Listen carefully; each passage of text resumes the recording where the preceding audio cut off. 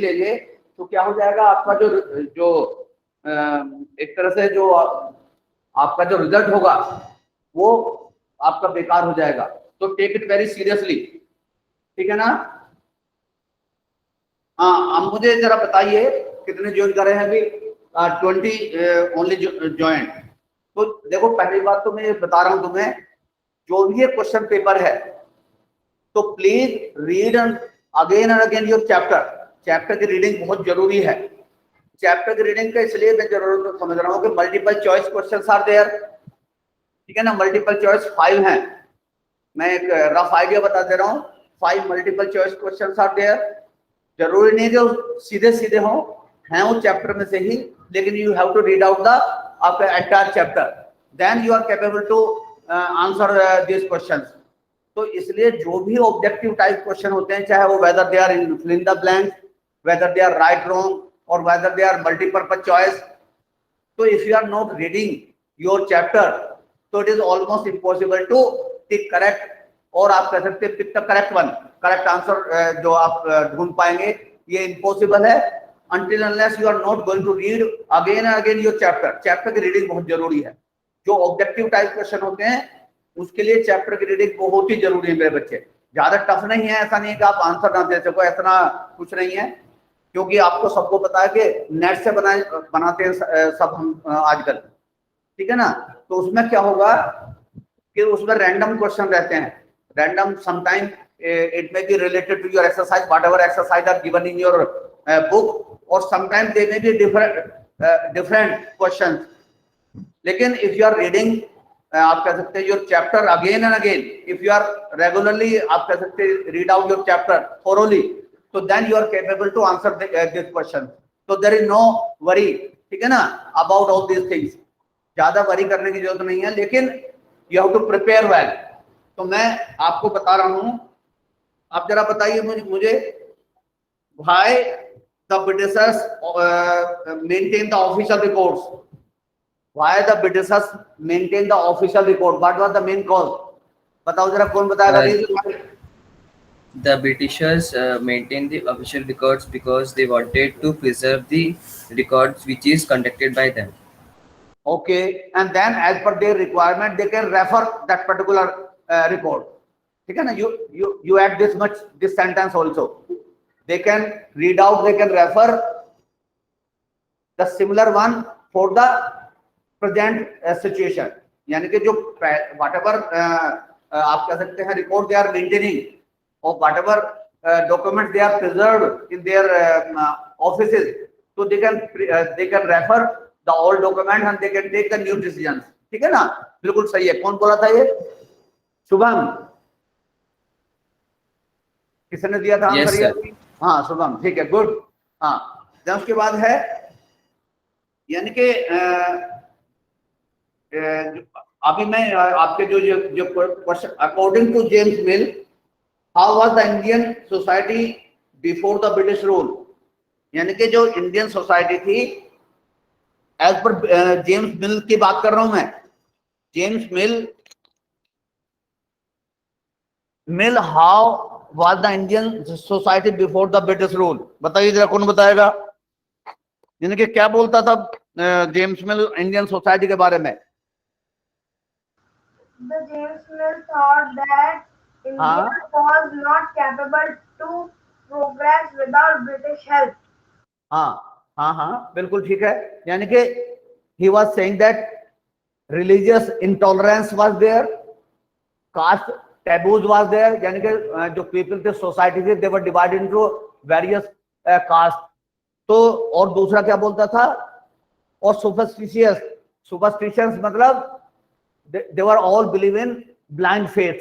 बहुत सारे फेथ थे जो वो इंडियन सोसाइटी में they were very much applicable throughout the Indian society, ठीक है ना। एक तो कास्ट टैबूज में बटी हुई थी सोसाइटी, एक क्या है, रिलीजियस इंटॉलरेंस। अगर मान लिया रिलीजियस बातों को लेकर के कोई अगर डिस्कस करना चाहे तो that was intolerance, and superstitious practices in the Indian society, ठीक है ना, बिफोर कमिंग ऑफ ब्रिटिशर्स। तो दैट वाज अप्रोच ऑफ, किसकी अप्रोच थी?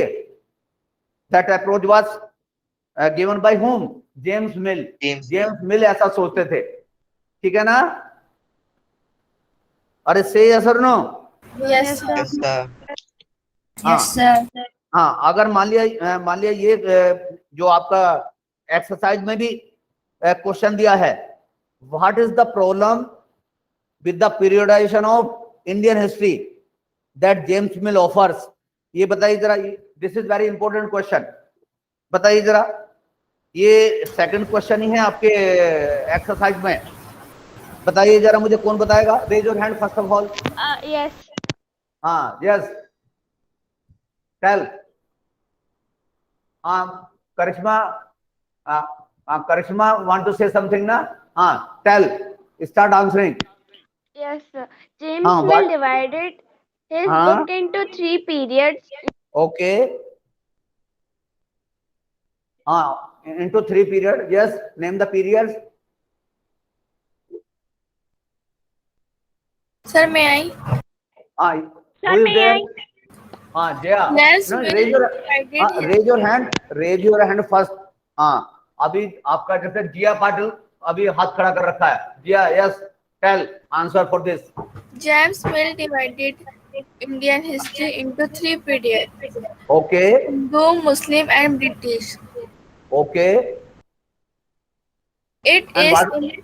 हाँ, important to refer an period of history as Muslim or Hindu because a variety of हाँ, faiths existed simultaneously. बिल्कुल बिल्कुल ठीक है, यस।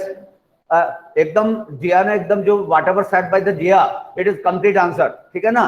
तो ये पहले तो आप देखेंगे James Mill divided Indian history in 3 phases. 3 phase का मतलब 3 ग्रुप में, जिसमें आ जाएगा आपका हिंदूज, मुस्लिम्स एंड ब्रिटिशर्स। और ब्रिटिशर्स के बजाय कभी कभी क्रिश्चियनिटी भी लिखा रहता है, ठीक है ना? ब्रिटिशर्स ने कहीं वर्ड यूज किया था उन्होंने। तो लेकिन एक पीरियडाइजेशन में क्या प्रॉब्लम था, that was not clearly mention which time is associated with the Hindus और मुस्लिम्स एंड ब्रिटिशर्स। और सबसे बड़ी बात क्या है, some areas were governed by the Hindu ruler, at the same time some areas also ruled by the, आप कह सकते हैं, Muslims, and some other areas also ruled by the Britishers. So that was not clearly mentioned in his thoughts, in his ideas, which areas are completely governed by the Hindus, Muslims and Britishers. That was the main problem, ठीक है ना? हाँ, then उसके बाद अगर मान लिया suppose इसमें से कोई और आता है, what do the official records of the British tell us, यानी कि जो whatever जो official records are maintained by the Britishers, तो what they are tell to us, बताइए जरा। what do the official records of the British tell us, बताइए। About the thinking of the officials. they are thinking about Officials. okay, then उसके बाद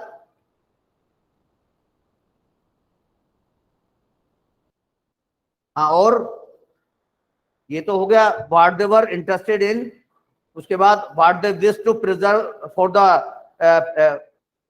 यानी कि privately, ठीक है ना?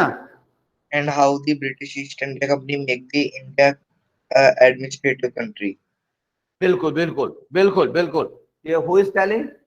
तेजस। Yes, sir. हाँ, तेजस याद करना बेटा, सबको है ना, तुम गलती बनाते हो बीच बीच में। पिछले जो एमसीक्यू आता तो मैं चेक कर रहा था आपका, उसमें कितने नंबर आए आपके एमसीक्यू में? 35. कितने? 20? 35. 35। हाँ, तो 35 40 मार्क्स का हुआ था क्या वो? That was out of 40 Yes, sir. MCQ. हाँ, तो कुछ गलतियां बनाई थी, मुझे याद आ रहा है कई बच्चों का जो बहुत अच्छे बच्चे हैं, लेकिन they are making some mistakes. तो अवॉइड मिस्टेक्स, और मिस्टेक जब भी अवॉइड हो सकती है जब आप चैप्टर को बार बार रीडिंग करें। तेजस, ठीक है बेटा? चैप्टर की रीडिंग बार बार करना बेटा, Yes, sir. ठीक? हाँ, नाउ ऐसे तो सारा है। अब फिर आ जाओ सेकंड चैप्टर पे, जो इसका फ्रॉम ट्रेड टू टेरिटरी।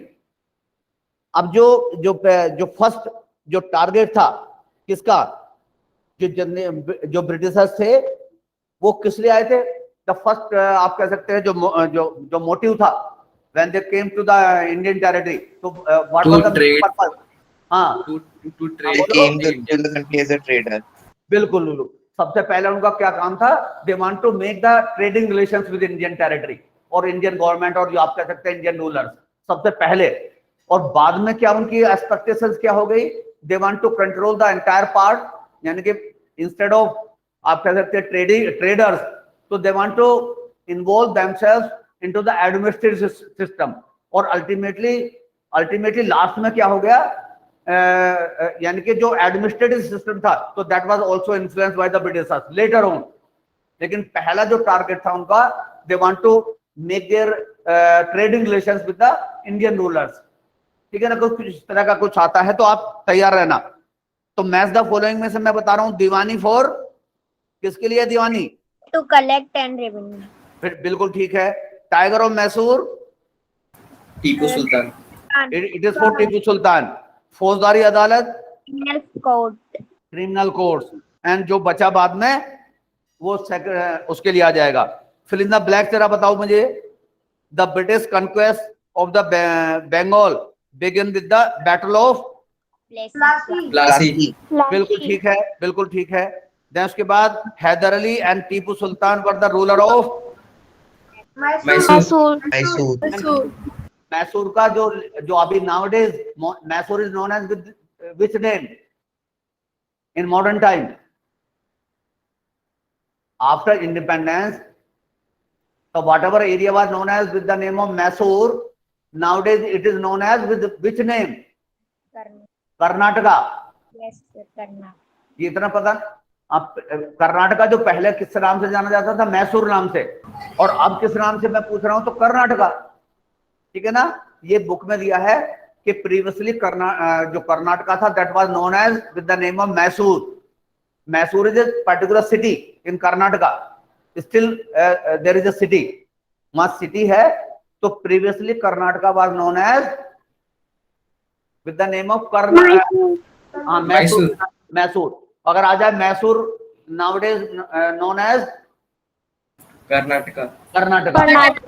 हाँ, रिवर्स होकर भी पूछा जाए तो कर्नाटका आ जाएगा। और कर्नाटका पहले किस नाम से जाना जाता? तो then Mysore will be the answer. उसके बाद क्या है? Doctrine of Dalhousie implemented the doctrine of Lapse. Lapse. बिल्कुल ठीक है, बिल्कुल ठीक है।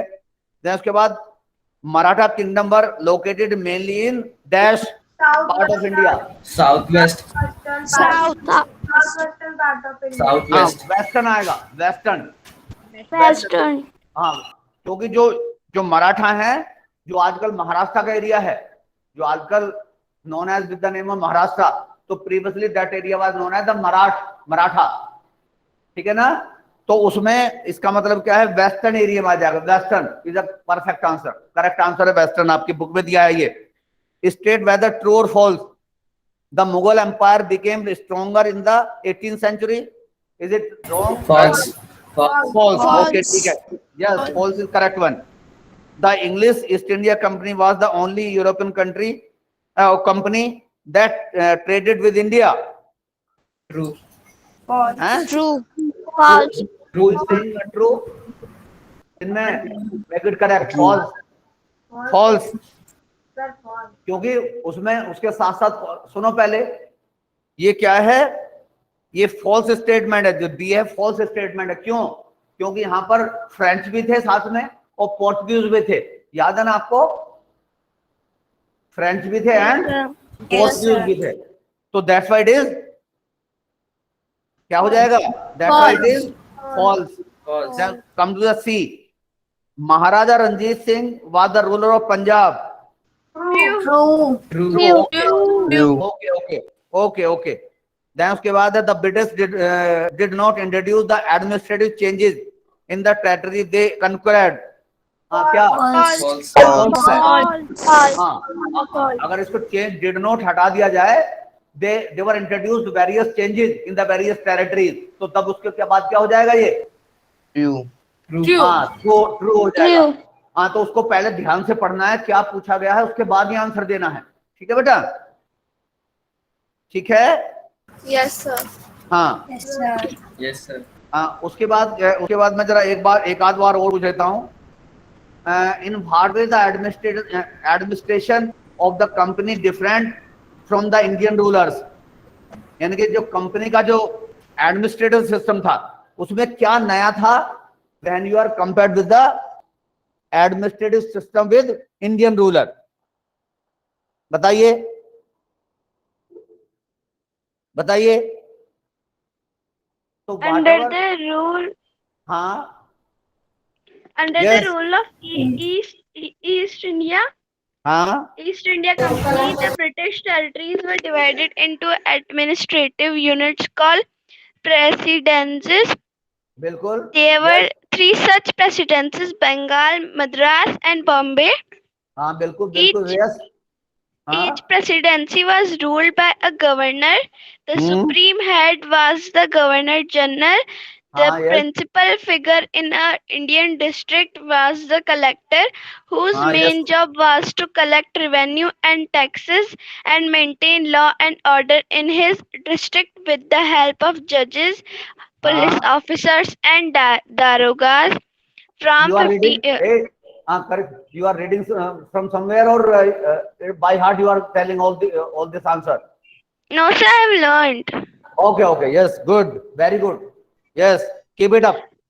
बहुत Yes, अच्छा. sir. Yes. हाँ एक आध पॉइंट और रह गया, बाद में डिस्कस. हाँ, describe the changes that occurred in the composition of companies army. Company army जो मेंटेन करी थी तो उसमें कंपोजिशन में what was the change took place during the British period? Describe the changes that occurred in the composition of company's army. Company army में composition में कुछ changes हुए थे? Yes, sir. हाँ, क्या किसी को याद है? Yes, sir. क्या किसी को याद है? So the changes that occurred in composition of companies' armies are as follows. The हाँ. company began requirement for its own army, which came to be known as the Sepoy army, which was similar to the Mughal army. Okay. The बिल्कुल ठीक है. soldiers of the company's army had to keep pace with changing military requirements, and its infantry regiments now became more important. Who is speaking? Ujjwal. In the early 19th century, the British began to develop a uniform military culture. हाँ, उज्जवल is speaking ना? अरे ये उज्जवल ही था मेरे बच्चे. Yes, हाँ sir. Yes, sir. हाँ, उज्जवल से एक बात कहनी है मेरे बेटे. मैंने तुम्हें जो काम रिटर्न करके भेजा है, तो आप जो उसको कहीं से डाउनलोड करके भेज रहे हो ना बेटा, तो आपकी राइटिंग स्किल कैसे डेवलप होगी? तो it is better to write your own writing in your notebook and then make a PDF and then send it to me. Ujjwal बेटा, उज्जवल उज्जवल सुन रहे हो? से यस और नो? उज्जवल हाँ बोल के बता रहे थे आवाज. हाँ, तो बेटा उसको ना ऐसे भेजने, ऐसा कोई मीनिंग नहीं है. ऐसे तो बच्चों की जो होमवर्क दिया जाता है ना, जो करने के लिए कुछ दिया जाता है, तो इसलिए दिया जाता है जिससे आपकी राइटिंग स्किल डेवलप हो जाए. ठीक है ना? Most of the answers are given in your book. तो उसमें ये सोचने रखनी है कि these all answers are given in your book only or between your chapter. Why we are doing all these work in notebook? So it is a compulsory activity actually बेटा. ठीक है ना? Because we want to improve your writing skill. ठीक है ना? हम अगर लिखना छोड़ देंगे और ऐसे ही याद करेंगे, कहीं से भी याद करने के लिए आजकल various sources are available nowadays. All these material is available in net. और बहुत सारी साइट है जो they are providing the readymade material. लेकिन your examination system will be organised by the school authority and you have to write in your exam in your notebook और in your answer sheet. तो it is better to send the entire work in a single PDF first of all, and then it should be written by your hand only, hand written material. Ujjwal सुन रहे हो बेटा? Yes, sir.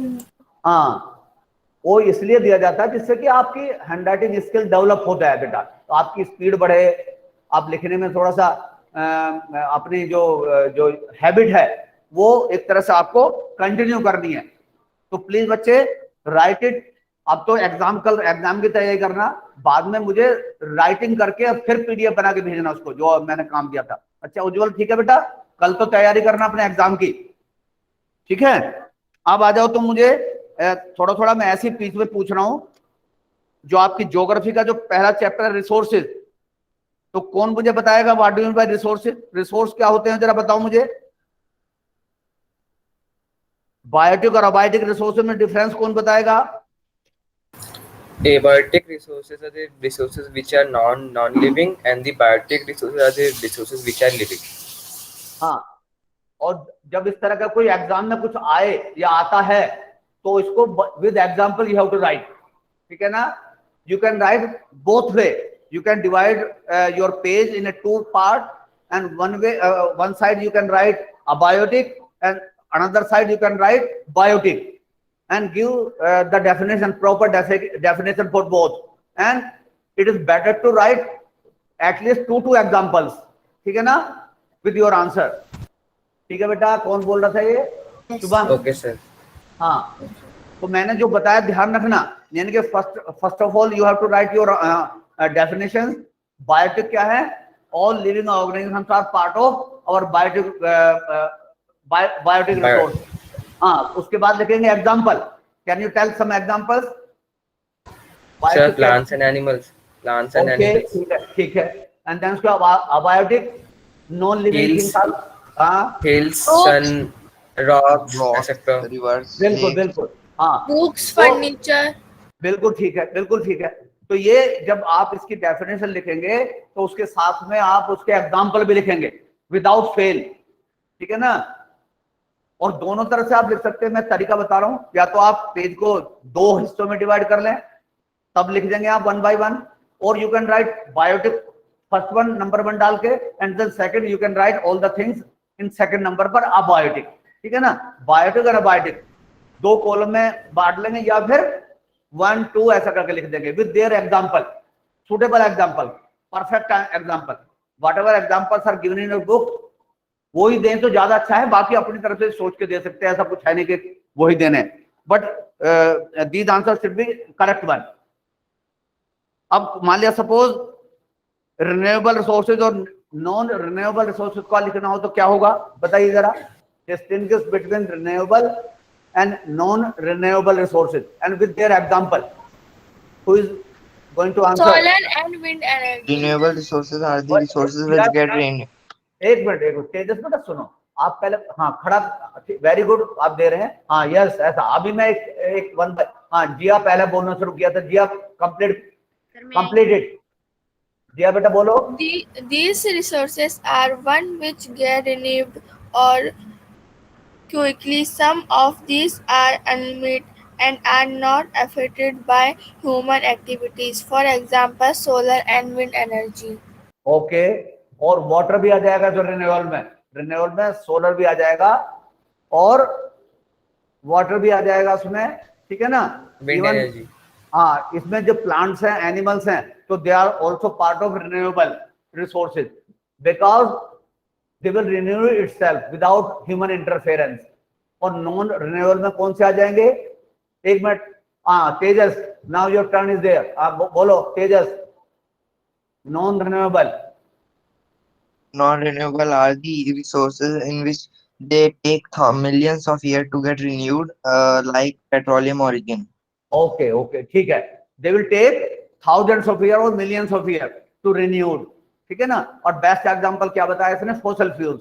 Fossil fuel में कोल, petrol ये लिख सकते हैं, fossil fuel लिख देंगे जो it is itself the correct answer, ठीक है ना। लेकिन नंबर ऑफ वर्ड्स बढ़ाने के लिए आप कोल, पेट्रोल, नेचुरल गैस ऐसा लिख सकते हैं साथ में, ठीक है ना। और metallic minerals you can right, ठीक है ना। वंस दे आर एग्जॉस्ट, तो वो भी रिन्यूड तो होते हैं, they also renewed, but it will take क्या? millions of years। यस, यानी कि thousands of years they will take, so that's why they are categorized as non renewable resources, ठीक है। उसके बाद लोकलाइज्ड रिसोर्स क्या होते हैं? What do you mean by localized resource? Localized resource के बारे में पढ़ा है ना? Yes, sir. हाँ बोलो जरा। Yes, sir. Sir, localized resources are the resources which are found in a particular place. For example? So, like coal in Dhanbad. Okay okay, ठीक है, बिल्कुल ठीक है। हाँ, देन उसके बाद आ जाइए, जो एक्सरसाइज वाले क्वेश्चन है याद किया है ना? हाँ, Yes, sir. why are the human resources are important? Tell some important. Ujjwal, want to say something? हाँ, yes. उज्जवल, कहाँ गया उज्जवल? सर मैं आई। हाँ Yes, sir. हाँ, बोलो उज्जवल। How the human resources are important for us, or important not for us? How the human resources are important? हाँ, ये कौन है इधर? यहाँ, यस, बोलो। ये दूसरा बच्चा कौन है? हाँ, शुभम है, आधा नंबर नाम लिखा रहा है। हाँ बोलो बेटा। Sir, human as a resource are important because they have the ability to extract value from all other resources.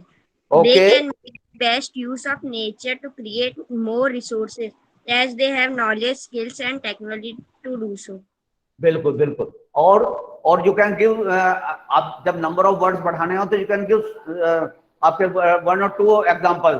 For example, जो ह्यूमन रिसोर्सेज है, they are having the capacity to convert the other resources in more useful items. ठीक है ना?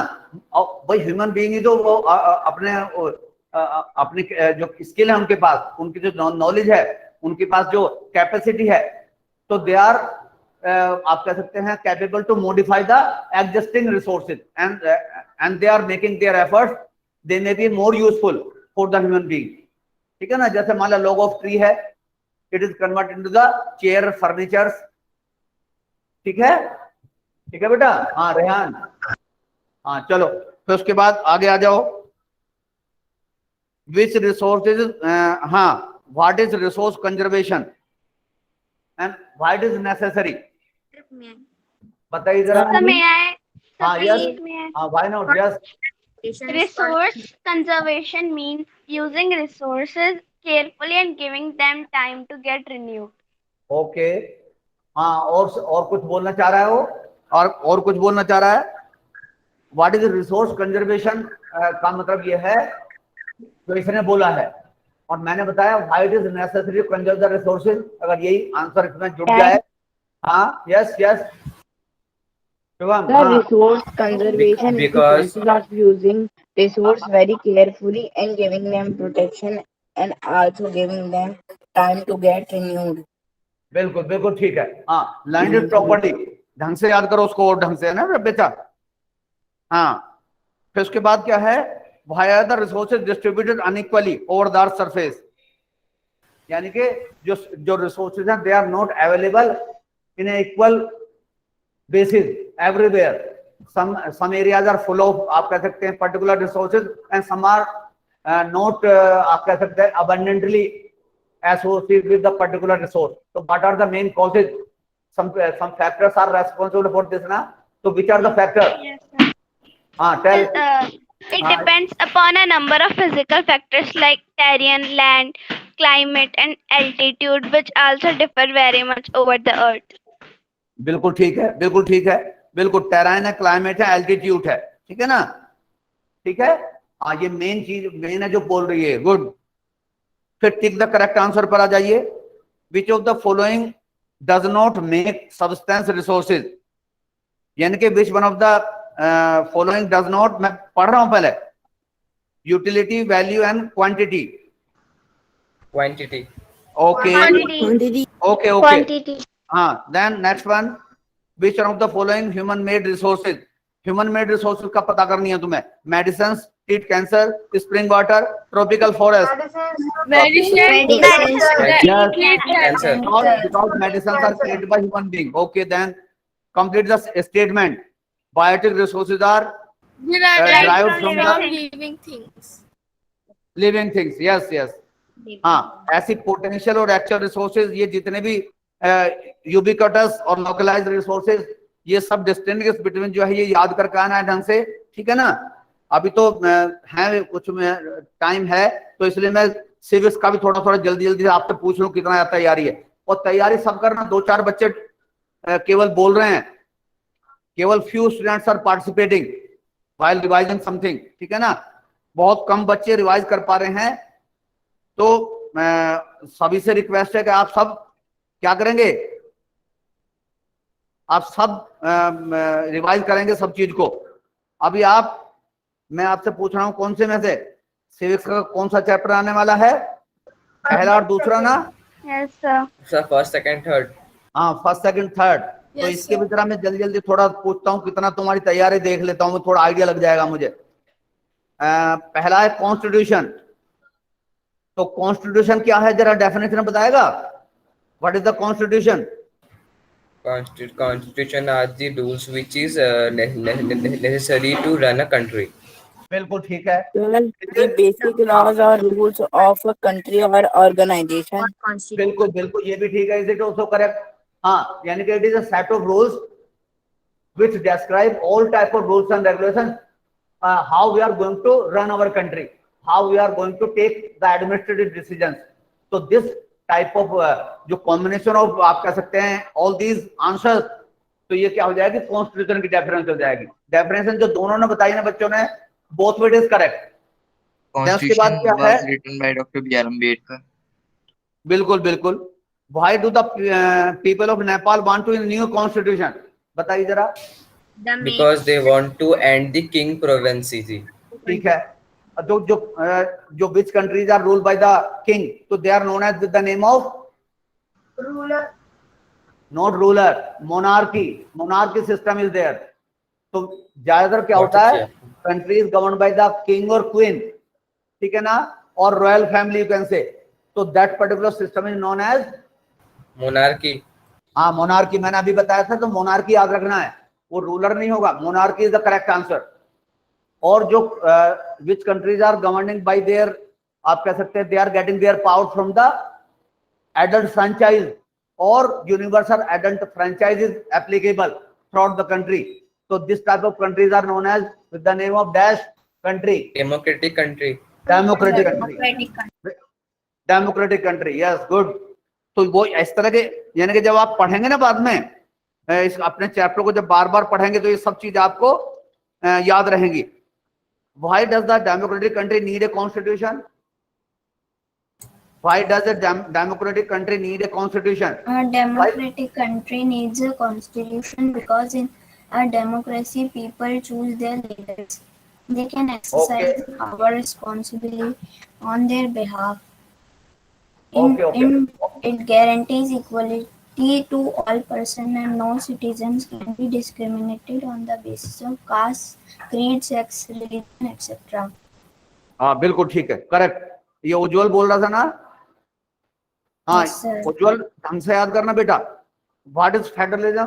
अगर मान लिया federalism में बात आए तो बताओ जरा, what do you mean bye federalism? Existing of two forms of government. हाँ, This refers to the existence of more than one level of government. हाँ, यानी कि more than one level of government. जैसे for example in India central government is there और union government and state governments are there. So this type of system where we are having more than one level of government, जिसमें example दे सकते हैं union government and at the central level और state government in a different state, ठीक है ना। ऐसा थोड़ा नंबर ऑफ वर्ड्स बढ़ा देंगे आप अपने लिखते समय, ठीक है ना। और सेक्युलरिज्म की डेफिनेशन क्या है? What do you mean bye secularism? Country that promotes religion freedom for all its citizens. बिल्कुल ठीक है, बिल्कुल ठीक है। यानी कि all citizens whether they are Hindus और Muslims or any other community, so they are treated alike only. There is no religion is sponsored by the state authority, ठीक है ना। मतलब वर्ड्स आप चेंज कर सकते हैं इधर उधर, लेकिन meaning should be the same one. अभी मैं इसको बंद कर दे रहा हूं, आगे वाले याद कर लेना, जो जरूरी नहीं मैंने रिवाइज नहीं करवाया, जल्दी जल्दी में करवाया है, लेकिन आप ढंग से प्रिपेयर होकर आना है। मैं आपकी अटेंडेंस अब ऑनलाइन लेता हूं अब, जिससे कि 2-4 बच्चों का नाम, कभी कभी 1 बच्चे का नाम छूट जाता था, तो मैं ऑनलाइन लेने के लिए मैं आप अब रिकॉर्डिंग में बंद कर दे रहा हूं। तो प्रिपेयर वेल, ठीक है ना। तो इसमें मैं आपको लास्ट में बताता जा रहा हूं, कम से कम 5 क्वेश्चंस आपका आएंगे मल्टीपल चॉइस, 5 में भी match the following, fill in the blanks, true false. तो 10 क्वेश्चन आपके objective type. Listen, first of all listen बेटा। ऑफिस का आ जाएंगे 5 questions, they will come 2 marks. तो 10 ये हो गए, 10 हो गए 20 and 5 question will come which are having their weightage 4 marks each। ठीक है ना। तो इस तरह से कितने हो गए, 4 के 5, 4 मार्क्स के 5 क्वेश्चन, 2 मार्क्स के 5 क्वेश्चन और 1 मार्क के 10 क्वेश्चन। ये डिवीजन है आपका, जो फॉर्मेट आपका आ सकता है कल के लिए। ठीक है ना। All the best, prepare well and do well. Otherwise तो क्या, हाँ अच्छी तरह याद कर आना। अभी मैडम का पीरियड होगा शायद हिंदी का,